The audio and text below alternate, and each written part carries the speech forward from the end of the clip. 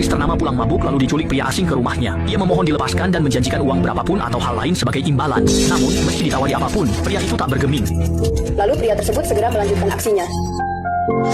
Pria itu menunjukkan buku gambar. Melihat isinya, wajah si wanita berubah drastis. Gambarnya memperlihatkan perundungan siswa di air. Pelakunya termasuk wanita yang diculik ini. Kini pria itu membalas dendam agar dia merasakan sensasi tenggelam. Mengerikan. Begitulah, pria itu menyiksa si wanita hingga pingsan, baru mengungkap identitasnya. Ternyata korban bully itu adiknya. Awalnya, adiknya sisa setengah tahun lulus, tapi tak tahan dirundung geng sekolah. Ia pun lompat dari atap saat Awe ditelepon dan ke rumah sakit. Yang ia temui hanyalah jasad adiknya yang sudah dingin. Beberapa tahun kemudian, saat membereskan barang peninggalan adiknya, ia menemukan buku gambarnya. Awe sangat berduka melihat gambar adiknya disiksa oleh penguasa sekolah. Merasakan penderitaan itu, ia pun pergi ke pasar gelap untuk membeli sebuah pistol demi membalaskan dendam adiknya. Ia pun memulai rencana balas dendamnya. Korban pertama adalah seorang aktris wanita yang kini sudah cukup terkenal. Sesuai dengan isi di buku gambar, Awe pertama-tama menenggelamkan sang aktris, menyiksanya hingga hampir kehilangan kesadaran, lalu melanjutkan ke tahap balas dendam berikutnya. Dulu, beberapa orang menusuk adiknya secara bersamaan, lalu memakaikan headphone padanya, menaikkan volume musik hingga maksimal. Mendengar teriakan kesakitan sang adik, beberapa orang itu sangat bersemangat. Awe membalas dengan cara yang sama, menarik sang aktris ke dekat speaker, lalu memakaikan headphone padanya. Ia menaikkan volume, suara itu memekakkan telinga. Ia pun merasakan sakit sang bocah dan merasa tak terima. Kami bertiga menyiksa adikmu, kenapa hanya membalas dendam padaku? Haniki-san sikap haiko hai, tenaku pari kancu hai. Awe merasa itu masuk akal, tapi karena belum ada info soal dua orang lainnya, dia menunggu untuk membalas mereka. Sang aktris segera memberi petunjuk. Berdasarkan itu, Awe menangkap salah satu preman sekolah di gedung kosong yang terbengkalai. Pria itu terdiam lama, menyadari ia akan membayar kesalahannya. Kali ini, Awe tidak akan berbelas kasihan. Ia mengambil tongkat bisbol di lantai. Satu pukulan tongkat merenggut nyawanya. Awe lalu menangkap preman yang memukuli temannya untuk membantu aksi balas dendam. Berdasarkan buku gambar adiknya, para preman ini dulu memaksa adiknya memperkosa gadis korban perundungan hingga mental adiknya hancur. Sang aktris tak menyangka akan mengalami nasib serupa. Kini, ia harus mengikuti naskah dan melakukan siaran langsung bersama preman itu.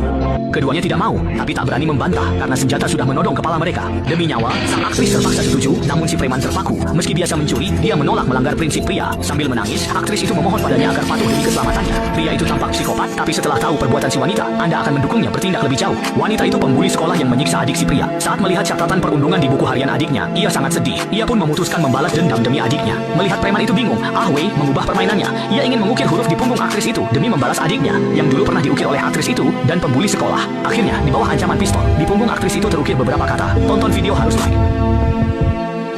Namun itu baru hidangan pembuka. Selanjutnya masih ada yang lebih menegangkan. Saat Awe hendak balas dendam, ponselnya berdering. Ibunya mengabari polisi tahu dialah penculik sang aktris dan menyuruhnya menyerah. Awe tenang menutup telepon. Ia harus bergegas. Dulu, aktris itu dan gengnya menyiram bensin ke adiknya, lalu mengancamnya dengan rokok hingga ia ketakutan. Kini, Awe hendak membakar aktris itu sebagai balasan. Terdesak, sang aktris mengungkap rahasia. Adik Awe didorong jatuh oleh mereka. Awe terkejut tahu kebenaran itu.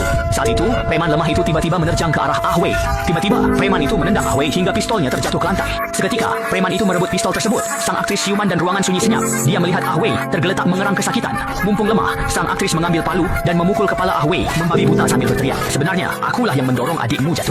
Melihat mayat Awe, wanita itu tertawa. Sampah kecil, pecundang seperti adikmu. Bangun dan lawan aku. Namun saat menoleh, Awe asli berdiri di sampingnya. Sang aktris terkejut saat Awe menyalakan rokok. Dia sadar tubuhnya berlumur bensin. Dia memohon ampun, tapi Awe tak peduli. Saat akan membuang korek, polisi menodongkan pistol ke kepalanya.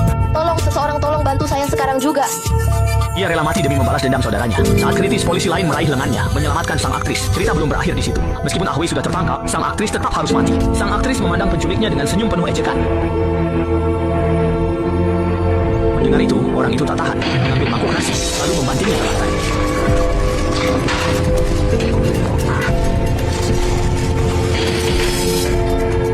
Pecahan itu melukai mulut Awe. Saat polisi membuka pintu, Awe langsung kabur. Sang aktris mencoba lari, tapi Awe mengejarnya.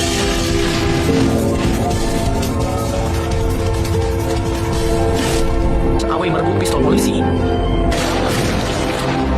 Cerita belum usai. Dari 3 pembuli adiknya, 1 orang masih bebas karena Awe tewas. Ibunya yang lansia memutuskan meneruskan balas dendam itu. Mendengar sang nenek menuntut keadilan, pria itu tertawa mengejek. Dengan tubuh lemahmu, bagaimana kau bisa membalas dendam? Dia pun tahu jawabannya karena Awe punya kakak perempuan. Melihat nenek di depannya yang tanpa belas kasihan, dia mengeluarkan pisau kecil lalu menusukkannya ke perut pria itu. Begitulah, ketiga perundung akhirnya mendapat hukuman pantas. Namun harganya nyawa Awe dan nenek itu masuk penjara. Di akhir cerita, nenek menanggung kesalahan demi putrinya. Polisi tidak menyelidiki lebih jauh karena dia dulu juga korban perundungan.